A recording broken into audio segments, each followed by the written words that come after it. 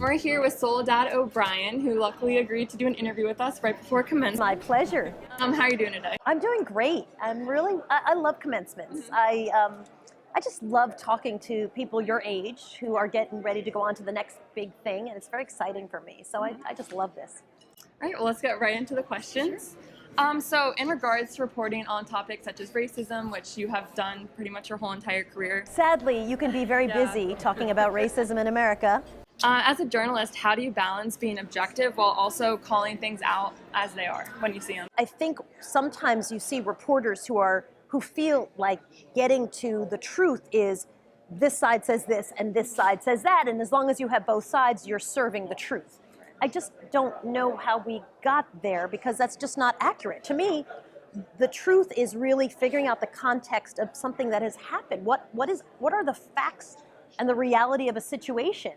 So it's been very disappointing to me. Like, well, you know, they do have a side over here. There is a side. You can certainly give explainers and give context, but some things are just factual and truthful. So I think my job as a reporter is to get into the truth and try to understand people's positions, but not present everybody's position as if it is always truthful. Often it's not, right? If you look outside and tell me it's a beautiful sunny day and you say, well, it's kind of actually a little bit overcast, one of you is accurate. The other person also has a version. It just doesn't happen to be true. And I think for reporters, it's about really trying to dig into understanding the truth and the context. Speaking of speaking the truth, one of my questions for you is I've seen lately journalists becoming more candid about their positions on things like, you know, with the president referring to the media as the enemy of the people and then being very candid about that. I'm wondering, do you think journalism is moving forward with journalists kind of sharing their opinion more often? Well, again, I think for journalists to share their opinion that they're not the enemy of the people, that's not really an opinion. I mean, like, they're people who are working in their own communities. So I think journalists are trying to defend against attacks on journalists and journalism. I've never been a big fan of leading with your opinion, mostly because I think it's irrelevant. Like, why would anybody care about my position on abortion? It's irrelevant. I'm here to interview a person, and my position will frame some of my questions, but at the end of the day, I want to hear from the person who's been invited to talk to me. So I'm not a big fan of leading with my opinion on a news program, but I think our opinions always frame sort of how we're going to think about asking questions, right? Let's say the two of you really, really dislike me. I'm sure the tone of this interview would be very different. And by the way, that would be cool because I would still have an opportunity to answer questions in any way that I wanted to, right? I mean, it's going to shape how you feel and what you bring to the interview. That's just the reality of it. But I don't think your opinion gets to lead my interview. My interview is going to stand as my interview. I think it's fair to say that you enjoy telling stories that aren't often told and getting voices that aren't often heard from, specifically with survivors, which is like a new topic in the media that's now starting to be covered. How do you think journalists should go about telling those stories? They're complex and complicated without picking a side when they're telling a story. Yeah, I think that you have a really good opportunity, especially when you're talking to survivors of whatever, to dig into both the nuance and the detail of their point of view. I mean, historically, what's happened is we just sort of ignored their point of view, right? It just sort of didn't matter at all. And I have been on many a panel, and I have seen many a panel that's like a women's panel that has no women, right? Or a panel about, the black vote that has no black people. It happens all the time.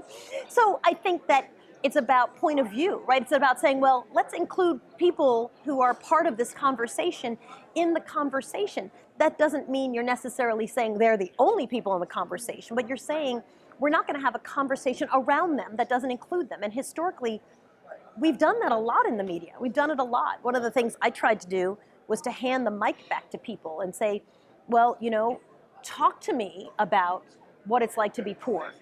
Talk to me about what it's like to be in a shelter, because there's a whole bunch of other people, elected officials, people who are protesting, even people who are your advocates who are talking for you. But you, who's here, just tell me.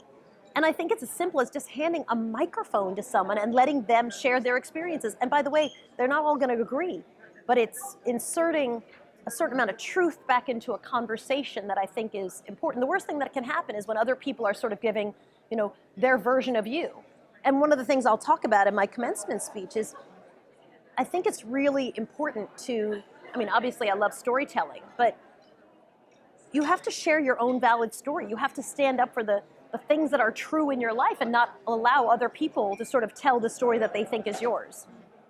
My last question is, as a woman of color, what are some of the challenges that you face being a storyteller? You know, I mean, I'm very aware of some of the obstacles for women of color. You know, all you have to do is look at the data points and they'll tell you there's not a lot in leadership. There's not a lot in the executive ranks. There's not a lot in anchoring the evening news. There's not, so the data tells that story.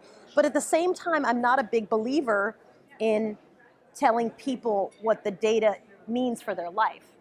I think as a woman of color, you've got, as a human being, you bring a different perspective and a different point of view, and you get to explore those stories.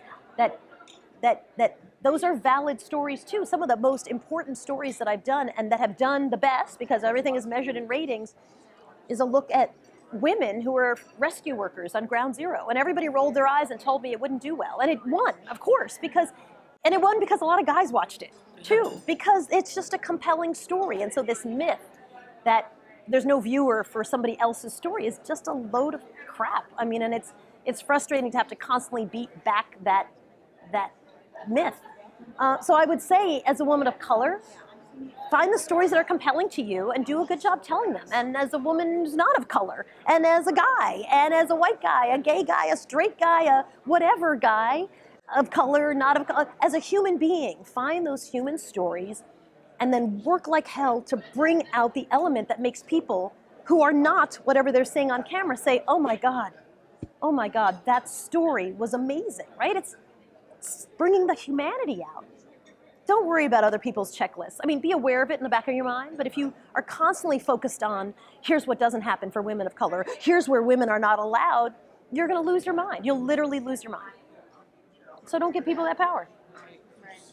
You have to give your commencement speech soon, so we do have to wrap this interview up. We'll just do it right here. I just want to thank Ms. O'Brien for being here Soledad, today. please. And this was a true pleasure. Thank you so much. The pleasure was mine. I appreciate it. Thank you.